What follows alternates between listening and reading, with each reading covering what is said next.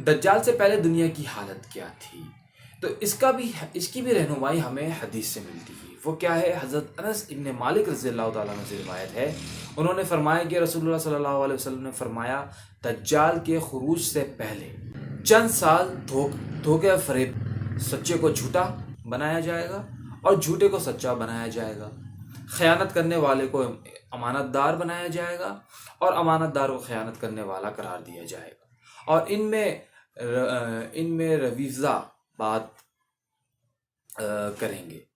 پوچھا گیا کہ یہ رویزہ بات کون ہے؟ فرمایا گھٹیا فاسق اور فاجر لوگ۔ جو گھٹیا فاسق اور فاجر لوگ ہوں گے وہ لوگوں کے اہم معاملات میں بولا کریں گے۔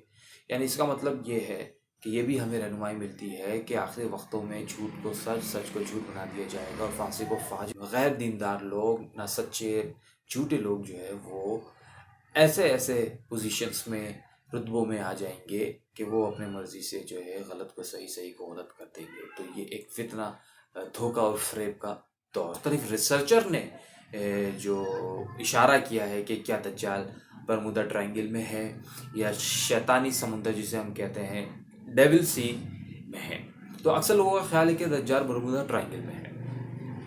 دلیل یہ پیش کرتے ہیں کہ وہاں جو شیطانی کام ہو رہے ہیں اس کا تعلق دجال اور اس کے پیروکار ہے۔ یہی تمام باتیں ڈیول سی یعنی شیطانی سمندر کے بارے میں بھی مشہور ہیں۔ ایک رائے یہ بھی ہے کہ سینئر بش سابق امریکی صدر جب فلوریڈا کے قریب برمودا جایا کرتا تھا تو اکثر کہا کرتا تھا کہ وہ اپنے خدا سے احکام لے کر کام کرتا ہے۔ اسی بات پر اکثر علماء کا خیال ہے کہ دجال برمودا ٹرائنگل میں موجود ہے، مگر آخر زمانے میں مشرق سے ظاہر ہوگا۔ تو اس طریقے سے آپ تصویریں بھی دیکھ سکتے ہیں۔ تو سابقہ امریکی صدر سینئر بش کا بیان ہے کہ امریکی صدر بش نے عراق پر حملے سے پہلے، اب یہاں بہت امپورٹنٹ آ رہی مزید گفتگو، عراق پر حملے سے پہلے کہا تھا کہ اس جنگ کے بعد ان کا مسیح موعود یعنی دجال آنے والا ہے۔ اس کے بعد بش نے اسرائیل کا دورہ کیا۔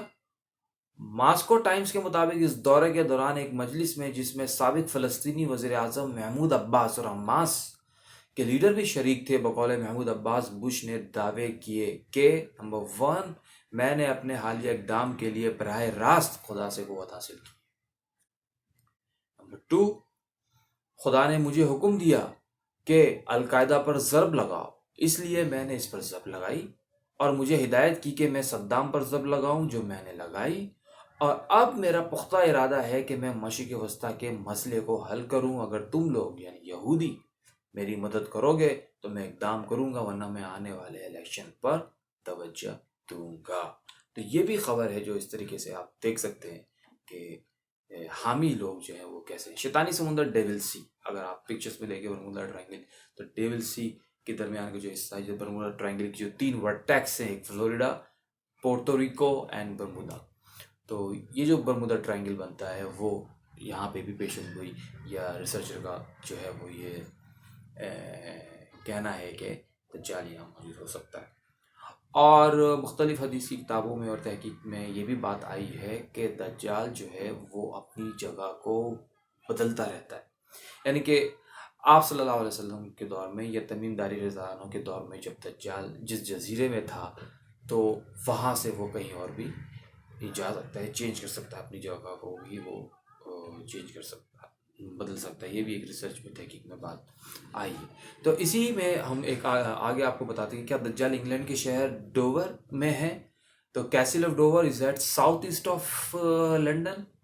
تو اگر آپ پکچرز کو دیکھیں تو ساؤتھ ایسٹ آف لنڈن، یہاں پہ آپ کو ڈوور دکھایا جا رہا ہے، اور اس ریسرچ، یہ بیسیکلی جو ریسرچ ہے اس کا ہم تذکرہ کریں گے کہ صاحب نے کی ہے، اس کا لنک بھی نیچے موجود ہے، اور یہ جو کیسل آف ڈوور ہے کہ یہاں موجود ہے۔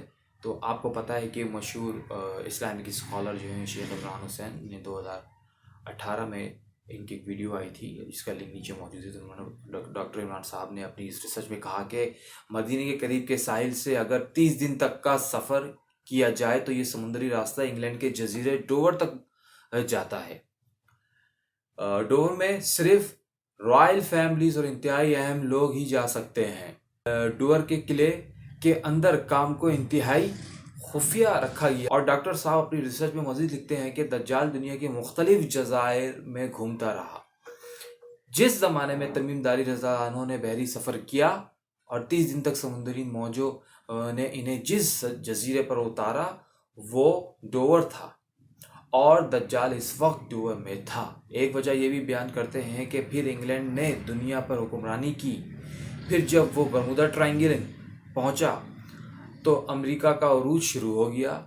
اب آخر زمانے میں دجال مشرق سے ظاہر ہوگا، جو کہ حدیث میں بھی آتا ہے کہ اصفہان، جو ایران کا علاقہ ہے، اصفہان سے ظاہر ہوگا. ایک اور واقعہ پاکستان بننے سے پہلے جو کہ 1940 کی دہائی میں نواب سعید خان چھتاری کا ملتا ہے کہ ان کو انگلینڈ کے ایک اسی طرح کے جزیرے میں لے جایا گیا جس کا انہوں نے ذکر کیا، جو کہ ایک اخبار میں بھی شائع ہوا ہے. جو دجال کے حامی لوگ ہیں، سوسائٹیز ہیں، مختلف مکتب فکر کے لوگ ہیں، وہ تو اس کے ویلکم کی پلاننگ کر رہے ہیں، اور ہم کیا کر رہے ہیں.